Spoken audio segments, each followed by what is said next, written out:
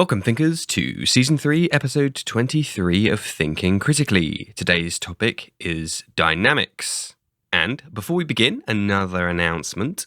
For those of you who are regular listeners of the show, you'll know that last Friday I did a charity stream for the Naomi House and Jack's Place Children's Hospice here in the UK, and it was a resounding success. We smashed the donation goal, about 117% of the target, over £600 raised by everybody. So, firstly, thank you to all those who tuned in to the 12-hour charity stream. It was a very interesting experience. And thank you to all those who have donated. One of the donation rewards was a shout out at the show. So now I'm going to go through all of those who qualified. Thank you to Alexandra, John, Russell, Dexterity, Martin, Ian, Zach, Leon, Damo, Xander, Timothy, Tom, Jacob, David, and John. Now, on with the show.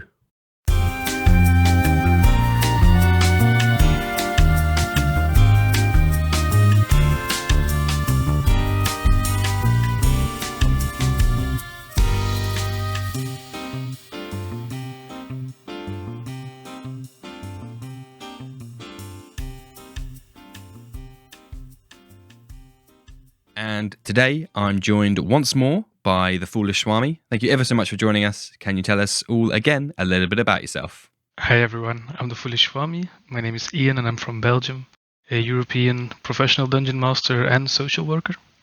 I tend to mostly go for D&D whenever I play my games, because it's the one I feel less restricted with. And I'm mostly fascinated by the social aspect of TTRPGs and by the storytelling aspect of it. Of course, and this is now your second. I've had the pleasure of hosting you 2 times. The first time was, as we just discussed, way longer ago than I'd care to admit, back in Season 1, Episode 10, on the topic called structure, which is as obtuse and abstract as perhaps today's is, which brings me neatly on to today's topic, which is dynamics. So what does that mean to you in the D&D framework? Well, I thought about it a little bit earlier today and I jotted down just a few words. And I think the first thing that came into my mind was group dynamics. And then directly second after that was party dynamics, because they're so close to each other.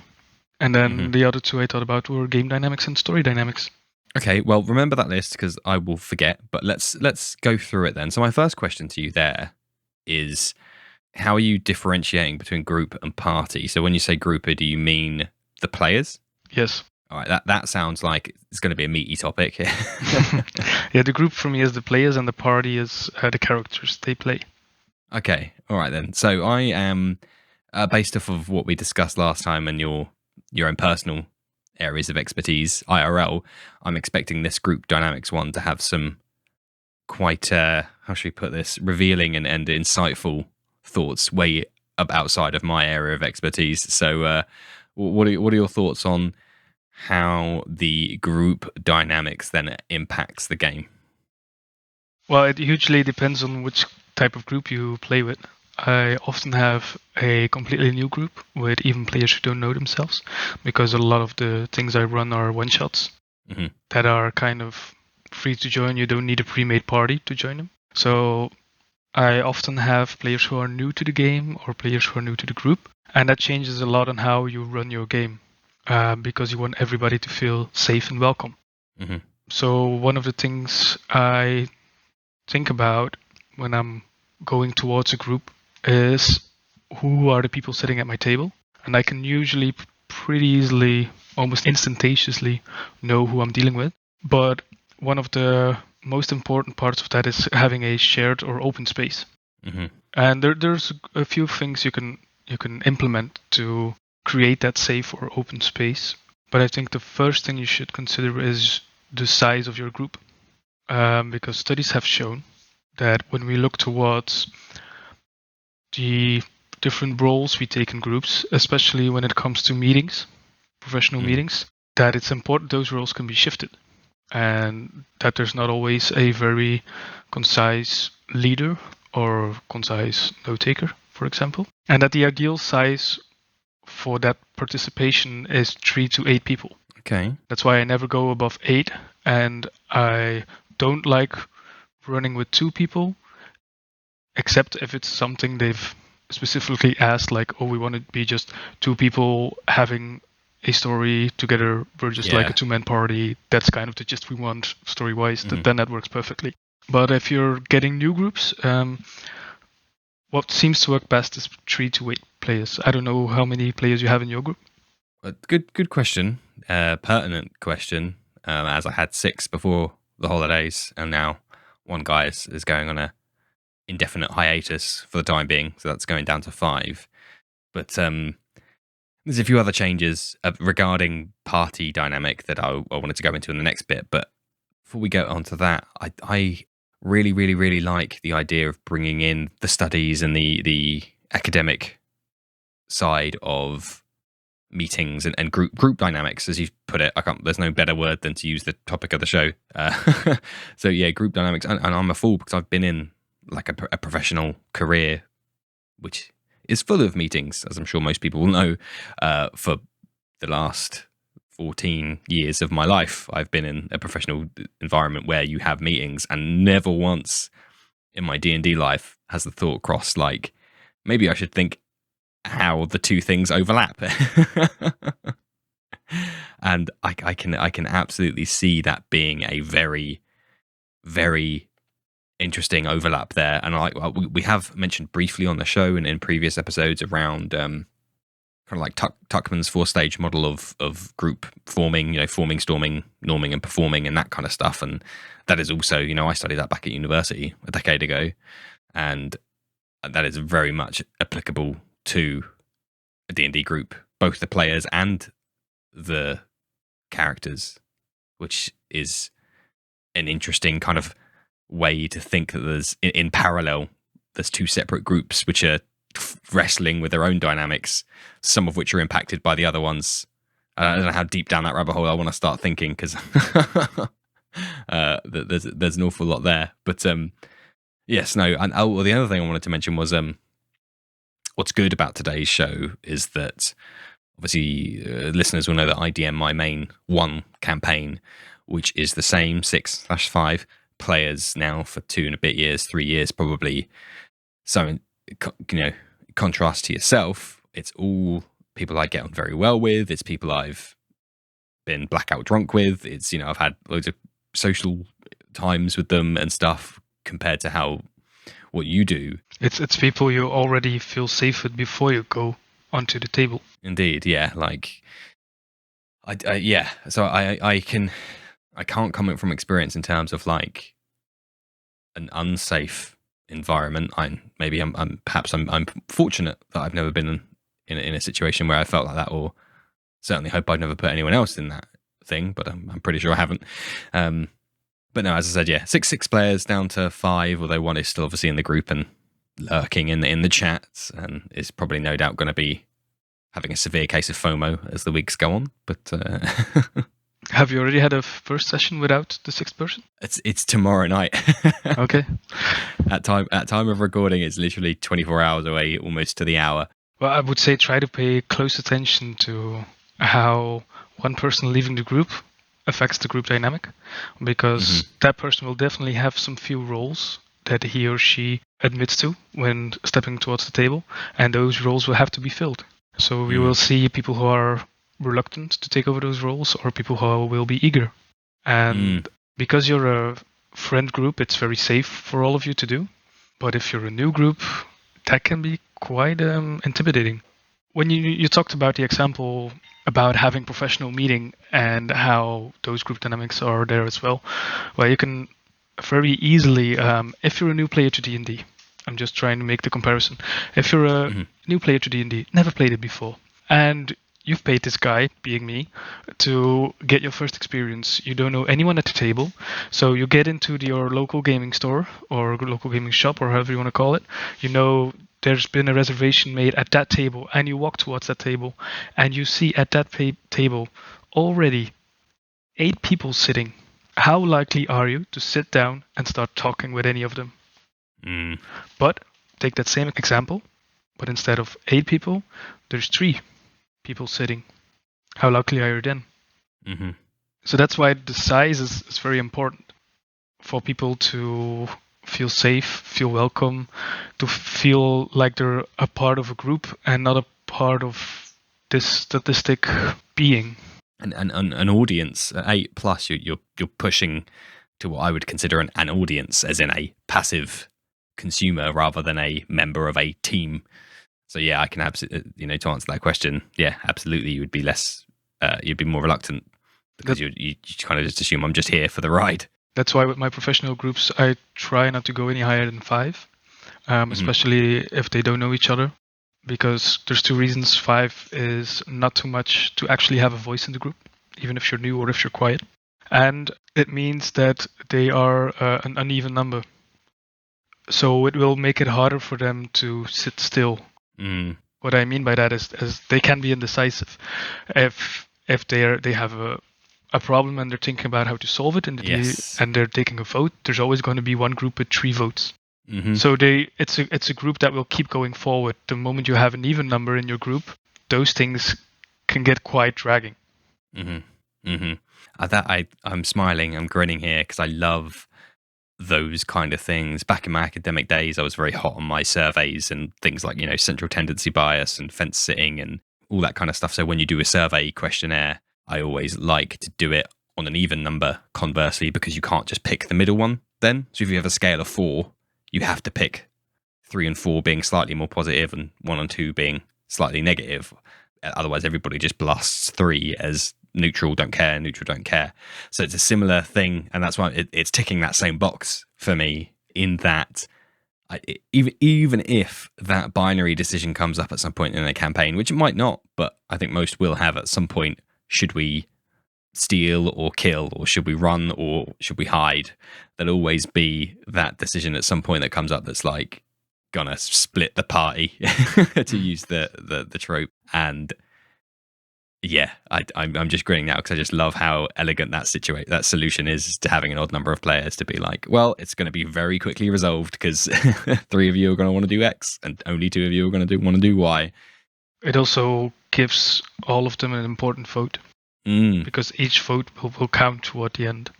So there's no space to be indecisive, because if one person is indecisive, then the party can go on. It's going to be 2 against 2, for example. Mm-hmm. Yeah, forcing the decision there, which is quite interesting. And the other thing I wanted to mention there about, I'm going to say, power dynamics, as you said, I've pay close attention to my new party going forward tomorrow night, which I absolutely will. I'm so glad we're recording this tonight because it couldn't have come at a better time. And what I'm going to do is listen to this when it actually drops again after a few weeks of actually playing in the new dynamic, and look back at myself and probably call myself an idiot, but that's the benefit of hindsight. But I think a lot of people are sometimes reluctant to think of their players at their table in that way, in that like power dynamic way. Like there's a decision maker, there's a leader, there's a more passive player, this, that, and the other. And yeah, sometimes the lines are blurred between characters and players, but more often than not, ultimately it's a human game for humans to play together as a social event. So it's, if you really drill down to it, it's it's down to the players behind them. And I don't think there should be that reluctance to thinking about your party or your friends in that way, because it can help, especially as a DM, to build those engaging and sometimes difficult encounters, because you can kind of play on those tropes. You can kind of put the character who, the decision maker, in prison or something or whatever. So, remove them from the equation to then stir the pot a little bit, as it were. I think one of the reasons why players don't like to be, or to hear that you're thinking about them in that way, is because it makes them feel, I think, ostracized. Is that the right word? In a way, yeah. I imagine that's one thing they feel, yeah. But what it actually does is that it creates an environment where you, as a game master, can very well control the speed and the narrative of your game, because you know your players very well, because you know them as friends and as people, and not as a statistic. And one of the things I've done before, they're going to listen to this. They're not going to like it. But Yeah. sometimes you have some plot points or some plot hooks you want to throw at your party, but you want them to take their time before they actually go through with it. Mm. I will throw those plot hooks at the more passive players. Yes. And it will work perfectly in a narrative, and they won't even know themselves. But they will do 2 or 3 other plot points before they get to the passive player's plot point, because then it's all they have left to do, for example. Yes, they've exhausted all the other options. Yeah. Yeah. And then they will find a major story development through that plot point. But it's sometimes when I want some emotions or some story to linger a bit longer, I play with them. And I play with them in different ways. I play with them by giving them plot hooks, but I also play with them by talking with them separately. I talk a lot with my players when I'm a GM, especially when I'm on a long time campaign. I try to talk with them. I try to ask them what they like, what they didn't like, what they want to see changed by the next session, all those things, especially if they pay me. Mm-hmm. But one of the things I'm going to do is I'm going to talk with them about their characters and what their characters wants to achieve in this world. I'm going to look for a way how I can connect them to allies, NPCs, but also to other players and a shared unison of what they want to achieve. And I need to think about the way my group works and what my group dynamics are to be able to work this way. It's something that speeds up my game and that always will give my players the feeling of that they're in charge. It gives them this everlasting sandbox because I know how to work them. It's not the right term, but I know what makes them tick. Mm-hmm. So I also know what will set them off on an adventure. Yeah, the opposite. Yeah, of course. But I think the most important part of that is having a safe space, especially with very new players. And a safe space is one that is shared and open. And it's very easily to say that you need to create a safe space, but there's different practices to do that. I know some gyms who use red light, green light, orange light to know when to draw the curtain or when not to. Yep. But one of the things I try to do are very simple ones. I try to ask my players to talk about their characters before a session. For example, what's the favorite breakfast of your character? It's a very simple question, but it creates this space between the players where you know this about me and I know this about you. And the more they know about each other, the safer they will feel because they will feel some kind of connection. Can be a bad connection, can be a good connection. That doesn't actually really matter, but it will create these spaces. And when I get a new group, one of the first things I ask is, what's your name? What's your character's name? What's your experience? Just these very simple questions. But if I have a veteran player at that table, he will know this is a newbie. I might be able to help this person with this or with that. Or maybe I need to give this person a little bit more space to actually get into the spotlight. Yeah, I have a list of inconsequential fluff questions like, what have you got in your pockets? To the character, and obviously that's you don't have your your greatsword in your pocket, so it makes them think about those minor details. But what I'm getting at is it helps to, the more information you have, the more you can plot that kind of social network of connections and boundaries and lines and things to build off of or not go near or whatever it might be. So even those small inconsequential things like, what have you got in your pockets? Lint, like nothing. It still paints a picture there for everybody, both the characters and the players, and it still provides value to most games. It also leads to players being able to talk amongst themselves during breaks or just before games. Or, for example, if you have 2 people in your game who really love to paint figurines, but it's the first time playing together and they don't know each other, and you just ask before the game about their hobbies and they say, I like to paint figurines, well, they're going to have something to talk about even when you're not at the table. And so that opens a connection between them, and from that connection they'll be able to easily shift roles between the group. They'll feel more comfortable about speaking their mind, about taking control, about sitting backwards, because they know they're talking to a person. They know they're talking to another human being and not some kind of weirdo they've just met, or some hooded figure who's sitting there with them at the table who's just only grabbing dice all the time and not really talking anything else. It makes it humane.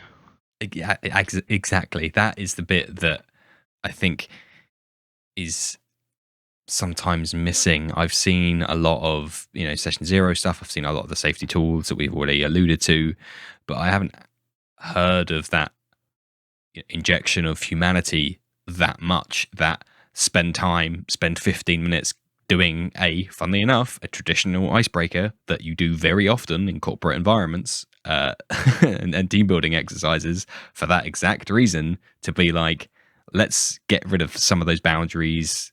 Let's let everybody relax. And I know this firsthand because I have gone to, way back when, before I had my lovely group of players that I do now, I have partaken in a couple of random, just turned up one night at a gaming scene and, ahead of time on Facebook, planned to join, who's looking for a player? Okay, I guess I'll join your table. And that game was desperately missing everything we've just discussed in the last 20 minutes. Because if we boil it all down, if we really look into it, why do you play D&D? You can't tell me it's for story, because if you want a really magnificent story, go fucking read a book. You can't tell me it's because of the mechanics, and I really love how dice work. There's a lot of other TTRPGs who have those kind of mechanics, who may even have better mechanics. If you talk about with some people, for example, one of the selling points while people are trying to sell me Call of Cthulhu is because they think the dynamics work better in that game, just purely mechanically. For me, the reason I play D&D is because you're creating a story, but it's with other people. It's for the social interaction that you play. A lot of people play D&D to just have fun and beers, and they don't really care about anything else. So for me, the core of the game is that if you want to do a great role-playing game, you can, but you don't care about having these other people around you and table on which you can bounce ideas off and go completely nuts in the way you want to, then there's no point. You can just do any video game. Go play Baldur's Gate 3, or go play I don't know, Dragon Age Inquisition. Go play World of Warcraft. But it's about that social interaction, but that's why I'm so concerned about the social aspect of the game, because for me that's the core of it. Yeah, I completely agree. Like, when it comes down to, there's so many discussions around, fudging dice and avoiding TPKs, and so many questions I see online that are like, in fact, my DM in one of the games I play in, he knows that I obviously DM and do the podcast and stuff. So I guess I'm considered his confidant for for questions, and he trusts me. Again, part of that social contract, he trusts me not to meta game if he tells me stuff that's coming up. And one of the questions he had recently was like, I've got a combat encounter coming up, and should I lower the difficulty because of the state that some of the player characters are in, and how you haven't really taken time to rest, and some people have lost all their spell slots and haven't short rested to heal. And bear in mind, I'm talking about my party, so I'm negatively impacting my own character's likelihood of survival here. But I was like, no way, man. Like, no way, because the logical end point of that is the lower we get in HP and spell slots, the easier you make the fights until we end up fighting a dragon with 2 HP and AC 5 because there's only one of us left standing. That's like, I've taken that to an extreme, I know, but that is the way that he was suggesting. Absolutely do not agree with that logic. I'm sorry. I completely don't. No, because it works that way for your party, and I'm sure it works fine. And if I'm having the idea of the party you have that I have, then you're 100% correct. But sometimes you have these kind of parties who are just there because they want to feel like fucking heroes, and they want to slay some monsters, and they don't really care about anything else. And if you're going to play that way with them, and there's going to die some kind of character, it won't work for them. because they're the kind of players who come to a game to, before the game, chat 20 to 30 minutes about their personal lives and about how everything's going with their kids and their wives and everything else and their work. And then they just want to sit down, turn off the old knob, and just have fun throwing dice with their friends, and they don't want to think about consequences. We're constantly talking about consequences of characters in D&D, but in some groups, consequences don't care. They don't care about it, and it's fine. It can be great if that's the way you want to play. I've had tables where you're in the middle of role playing. There's time to talk about other people's personal lives, and that's okay as long as everyone in the group is okay with that. Indeed. And just to be clear, I'm not suggesting that is a wrong way to play by any means. The point I was trying to build to was actually off of your own, in terms of, for me at least, when you start getting to that level of scriptedness, for me, it's not telling a story together anymore. It's reading a book when I know that we can't lose because the DM's not going to let it happen. For me, then I'd be like, well, I could read Lord of the Rings and have a fantasy story there that's a million times better than whatever nonsense we've been putting together for the last year. Yeah, I think I get what you're saying, and I think we're actually talking about the same thing, and I'm looking for a good way to explain it. And I'm going to use a very good way. Do you know the scene in The Hobbit where Legolas shoots off the shield and kills like a dozen orcs where it's physically impossible to do so, and then he walks up falling rocks?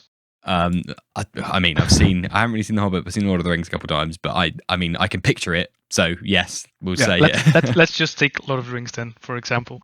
Yeah. If you're gonna tell Lord of the Rings to a George R.R. Martin group, fan group, they're gonna hate it. You can't run Lord of the Rings with a group who is George R.R. Martin minded. They're gonna love the way you play intrigue and the way you're gonna kill off characters. But if you're just having a Lord of the Rings group who just wants to be these fantastic heroes with a few challenges in the way, then you have to play them that way. So it's a part of a group dynamic is not only the dynamics in the group, but the dynamic the whole group has towards you as a dungeon master as well as a game master, and the way you feed onto that. Yeah, the personality of the group as a whole, greater than some of its parts. Yeah. Oh, there we go. And that's why I talk about having beer and battle groups and having social intrigue groups and having these kind of almost actor playing groups. And it's something I've started developing when I started GMing professionally, because now I have all these kinds of groups and all of them are fun in their own way. The challenge for you as a GM, I find personally, is to find what makes you tick with them. Find what draws you into gaming with them in their way. If you want to be a professional dungeon master, it's something you have to think about. I'm not personally a big kind of dungeon delving, pure combat type of guy. But I have a group like that right now. And so I'm thinking about what's the challenge for me here? What am I going to get out of this game personally so I don't get burned up in the end? Because if I'm just going to run a group with that type of dynamic and I'm not that type of dynamic myself, I'm going to get reluctant to it. And I'm not going to prepare, and the game is going to go down, and I can't do that. It's a professional setting. Yeah. So one of the things I've started doing, and I think one of the best ideas I've ever had with them was running Dead House and Curse of Strahd. And so I'm creating a kind of Curse of Strahd setting with a lot more, not particularly underground dungeon, but dungeon structures, and how I'm going to place those little bits of lore and story in those dungeons, something I'm not used to doing. So I'm finding a challenge there for myself, which keeps me going, which keeps me interested.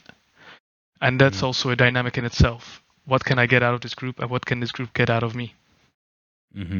Yeah, I like to think of it in my head as a more visual learner is, like two sine waves on a sound, sound waves, and the DM is one, and the players or several players of the group some of it's as a legion, as some of its whole. And when those two sine waves are in alignment, they are amplifying each other and everybody's having a lot of fun. But sometimes they kind of shift out of alignment a little bit. And I've had that, it's, I think everything we've talked about is, as with humans, it's always variable, right? Things change over time. Everything changes over time. Not to sound too nihilistic and about entropy and stuff, but humans and what they like and don't like in groups as a product of that change over time, as does the DM. So even in my own game for the last 3 years, like I've had periods of resonance where the sine waves have been 100% aligned, and I'm stoked for every fortnight, every session, and I'm getting a lot out of prep. And I've had times where those two waves kind of move out of alignment, like to use a pop culture reference, sync rate in Neon Genesis Evangelion, and the sync rate lowers, and it's a bit more of a chore, and it's a bit more of a, oh god, yeah, I do have to go and throw that combat encounter together. I guess they could fight. Let me just throw a mimic because it's easy and I could just throw it in and it kind of fits anywhere. And it changes over time, that sync rate, and which is my visual representation of what you could say, dynamic alignment, I guess is one way to put it. And I think being aware of that can solve lots of problems. So like you were saying, like, oh, maybe I'm not really having a lot of fun. And if you think like why, and you do like a 5 whys analysis and you get down to it and you have a think, and maybe it is just a temporary thing. Maybe a couple of the players are going through something in their personal lives and that shifted the dynamic of the party at the table, and it's therefore impacted you. And okay, that's fine. Let me see how I can work with that and stuff. It's those, just having that layer of thought when it comes to the dynamics of the table and the people there, and considering that we're all human and humans change because we are variable creatures over time, can answer like so many questions, so many quote unquote D&D questions that come up online.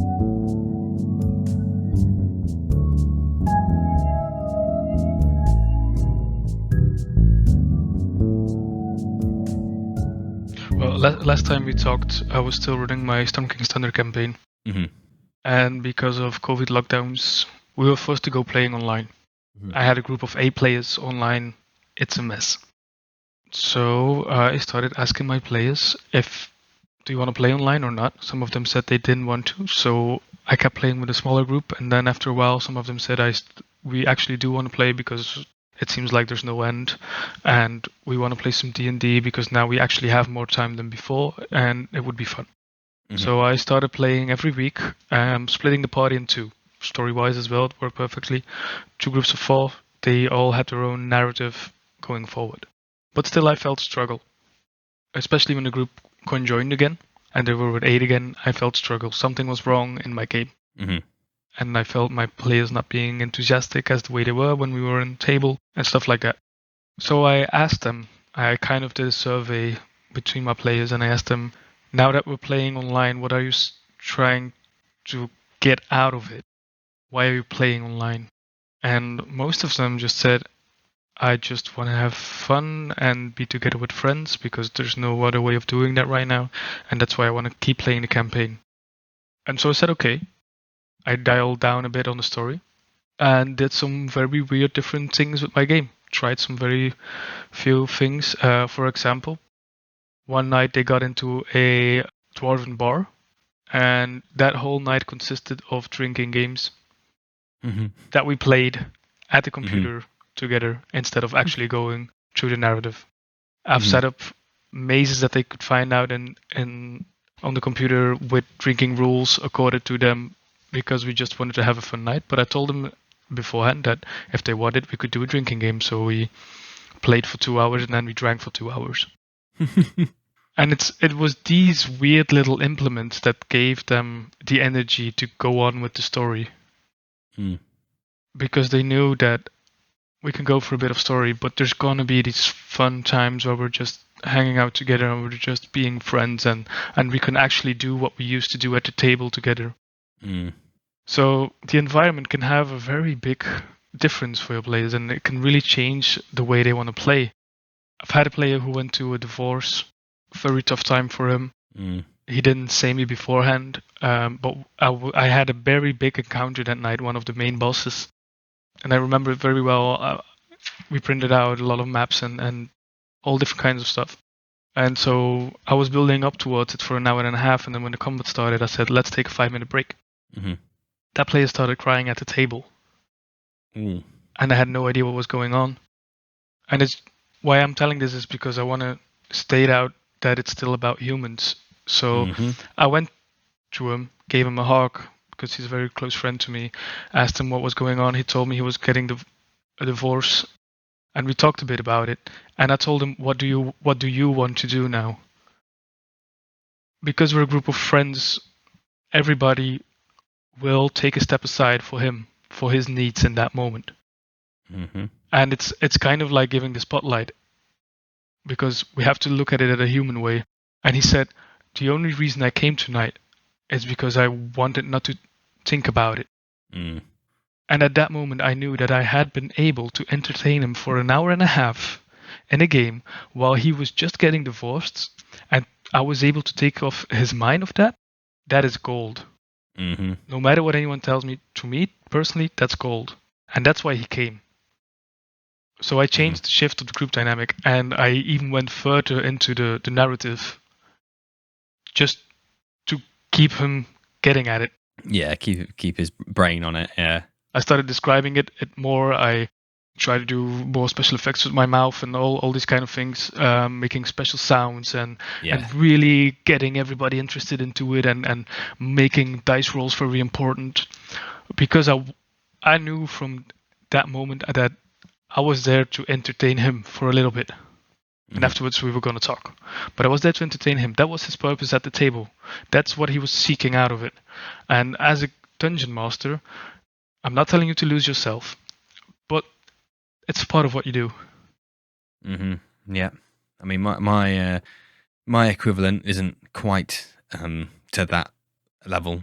However, I think I've mentioned it on the show before, where long story short is, I was thanking my players for something, or for their continued attendance at my crazy adventure I'm orchestrating for us all.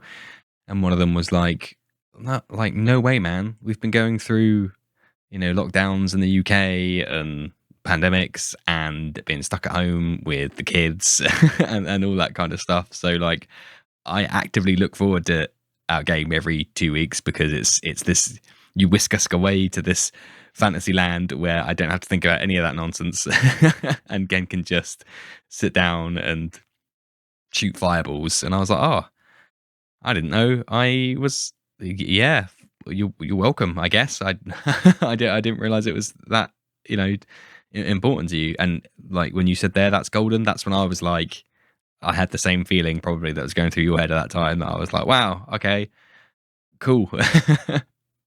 And that's when you can actually talk about body dynamics.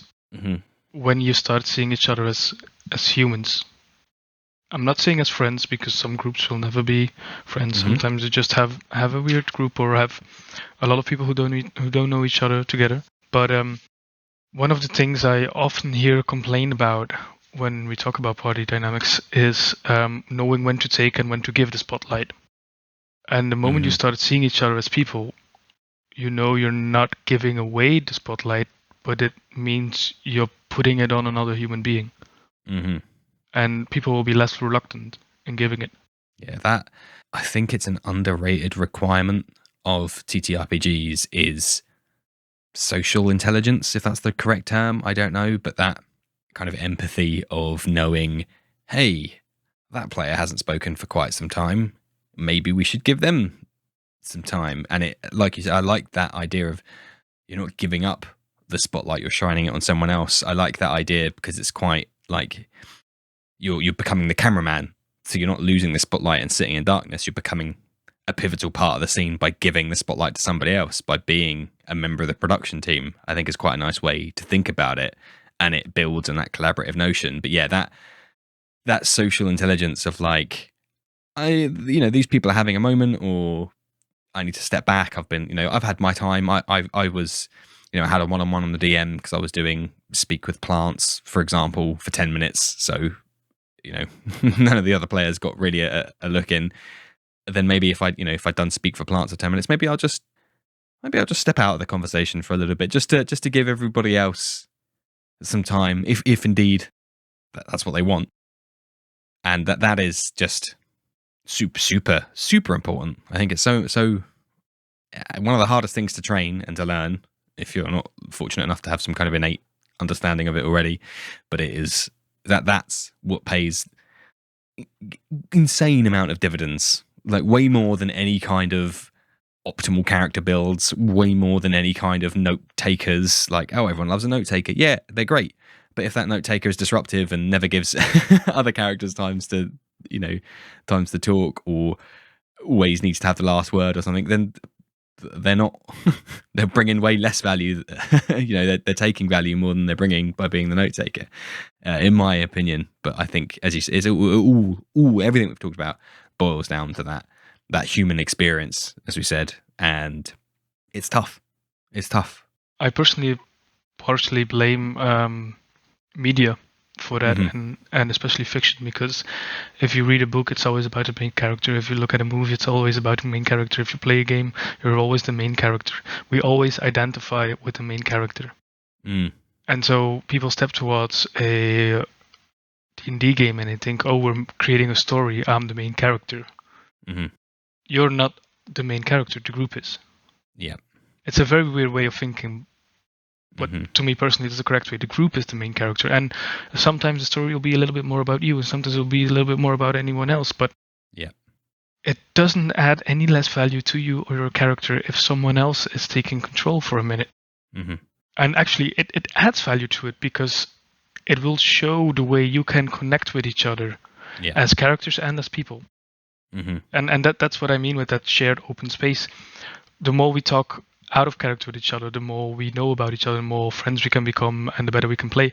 But the more we know about each other in character also gives us connections to each other, and will make us less reluctant to give up that spotlight, because we know we can trust the other person with that spotlight. They're not going to abuse it, and we're going to get it back. Yeah, precisely. Which is why I do count my blessings in that I'm obviously very familiar with my players, and in fact 3 of them come around every other week for board game night, so we have time. We have a lot of time then, and it's very good, espionage time for me to get a temperature reading on how they're feeling about the campaign and various things that are happening as the DM. But as I said, I'm very lucky that we have those connections between us. I mean, that's not to say it's a perfect game, obviously, by any stretch, because that doesn't exist. No game is perfect, no matter how much popular media would maybe like you to think. But I'm really in love with this idea that we've had of considering, quote unquote, the group as its own entity that needs to be fed and watered and needs to be catered for and considered. And perhaps it's an experience thing for me, or the kind of classes that I've played, but I have a wizard. I think we're level 10 or 11 now in another campaign, and for wizards it's very easy to try and steal that spotlight in any given situation because of their versatility, because of the breadth of the spells available to them.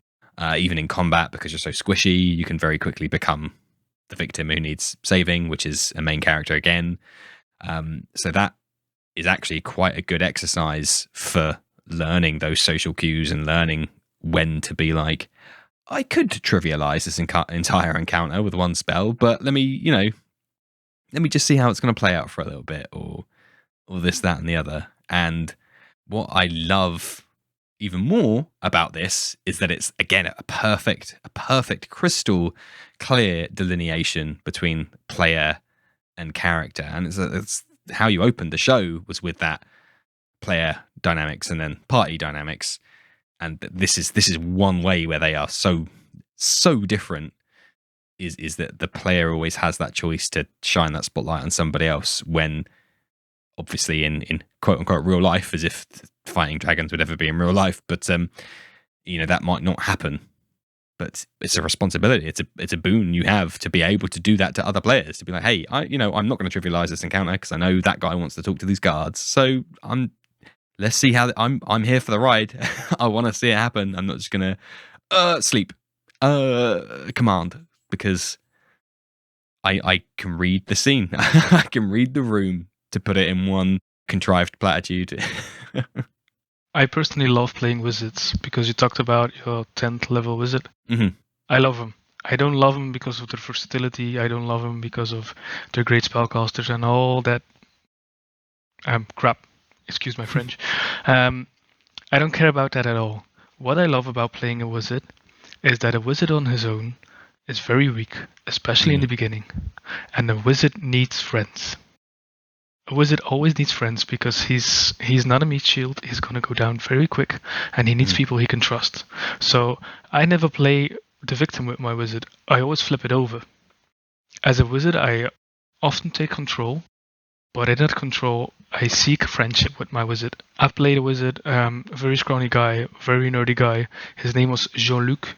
Mm-hmm. So the name says it all. If you're a bit towards the French, build it, let me say it that way. And he was a guy who never had any friends. And we played Lostmine of Vandelver, and we were all dwarves.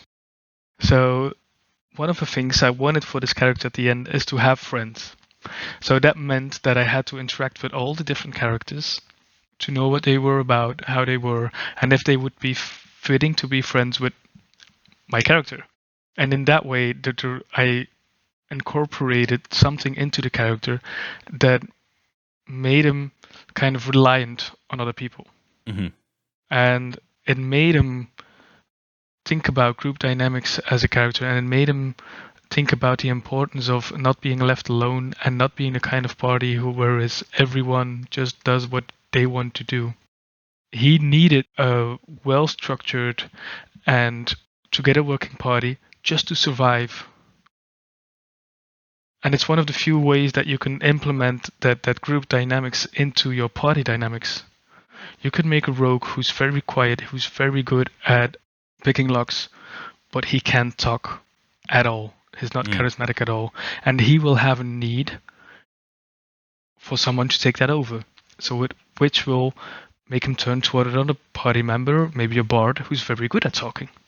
But the bard, he's not very good at wilderness survival, or he doesn't have a lot of hit points. So he will need maybe some kind of meaty kind of guy who can help him with that. That's where you get the druid. And that's how I think you should create party dynamics. Mm-hmm. What's the saying? The sum of the whole is greater than the sum of its parts. Yeah, that's what your party should be. Mm-hmm. Mm-hmm.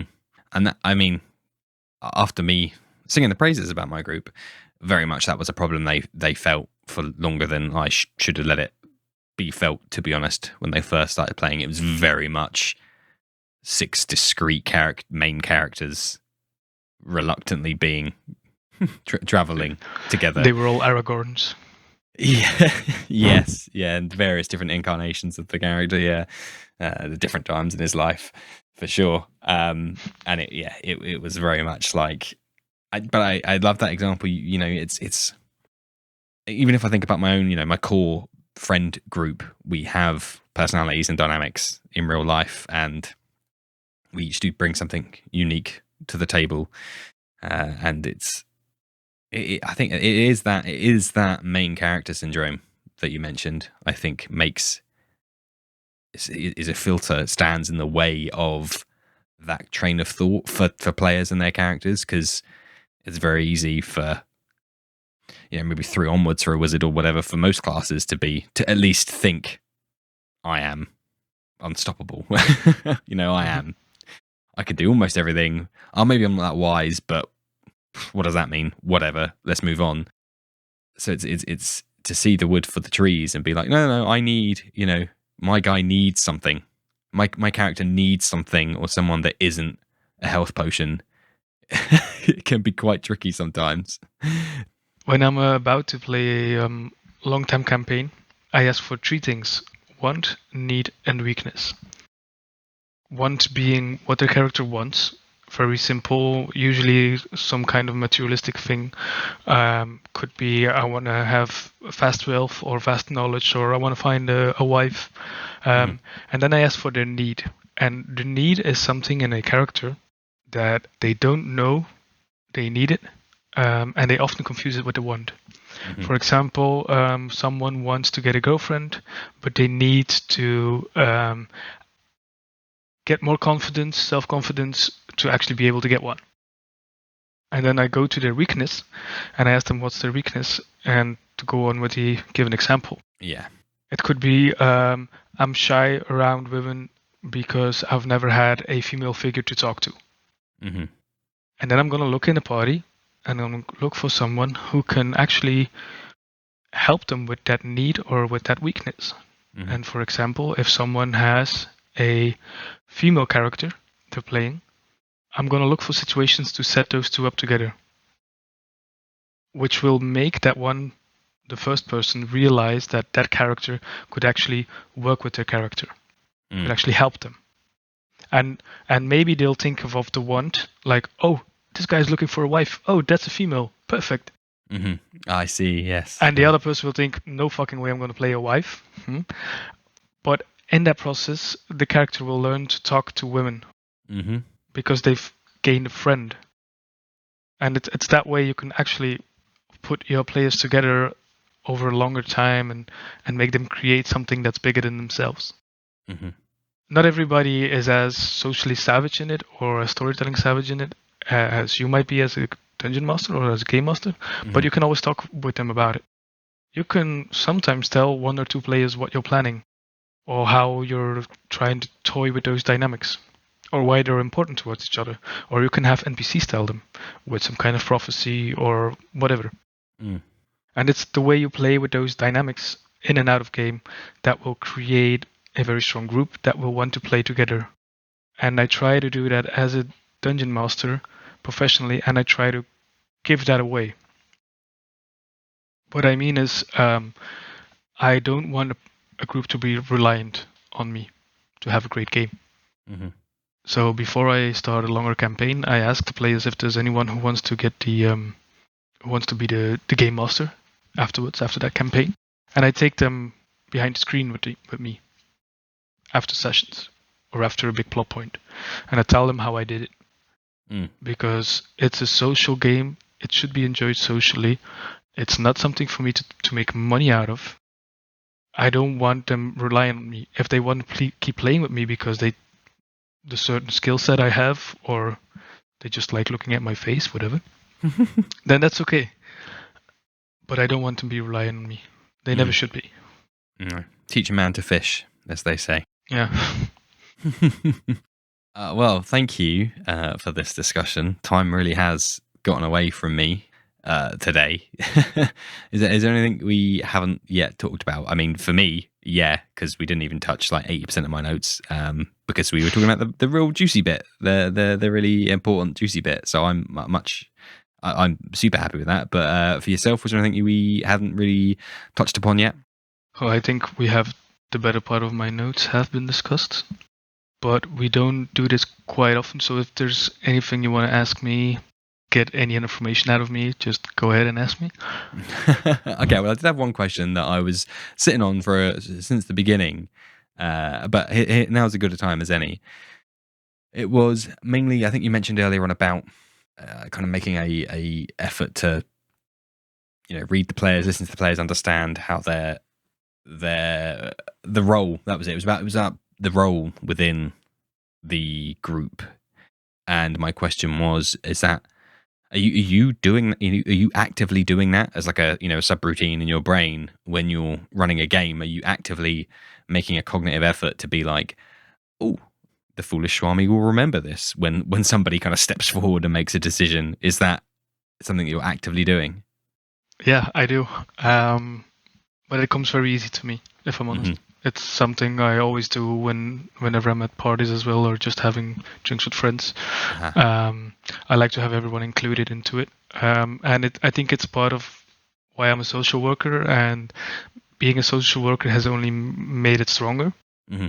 But I will look at my plays and I will think about, especially if it's new players or a party that has been pre-made, about the group dynamics. And I will ask sometimes just one specific player, what do you think about this? Or what do you think about that? And there's one thing that's even stronger than asking them. And that's one of the things I do. And it's called, I think you would translate it in English as the Rose of Leary. Leary written as Leary.